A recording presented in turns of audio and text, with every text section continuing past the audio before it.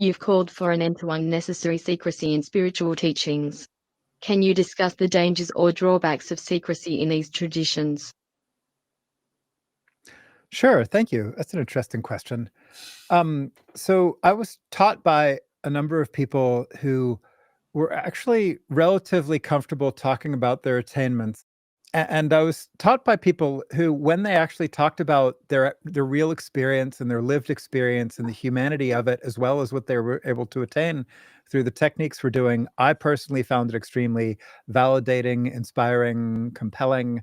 And so my teachers tended to push back at least a little bit against this culture where you don't say anything about your attainments, you don't really talk about this stuff. And I was also seeing lots of people on retreats, and I could hear them in the small groups talking about experiences that to me seemed like straightforward stages on the path of insight. And yet they were kind of freaked out by them, like maybe their weird neck pain or their body shaking or the sense of light and bliss flooding through their body or the sense of terror that followed the light and bliss or whatever it was. And uh, often some of the teachers didn't normalize this. They didn't uh, help explain that this might be part of a standard progression. And this can be very disorienting, confusing, and sometimes very troubling for some of the meditators. But those that did say, oh, yeah, that's expected, that's normal. Actually, after this, we do kind of often see that. And that sort of thing was incredibly helpful for people. So I really tried to model that behavior in my own work later on. And I found it extremely uh, helpful. Now, there are people who don't like that approach. They don't like the cookbook stuff. They don't like the maps and models.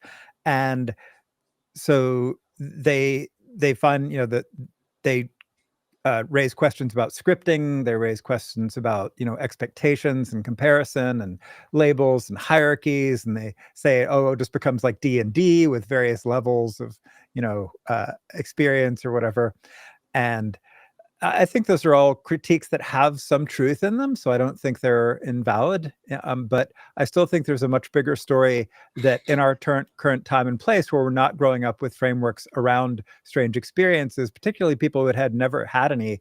I think they really do benefit from normalization and some honest discussion around those, as well as the fact that some of these meditation techniques can, and psychedelics and other practices, sweat lodges and float tanks and stuff, can all produce experiences that might be very destabilizing or really go against the grain of having a, 1.5 jobs and 2.3 kids or whatever they've got.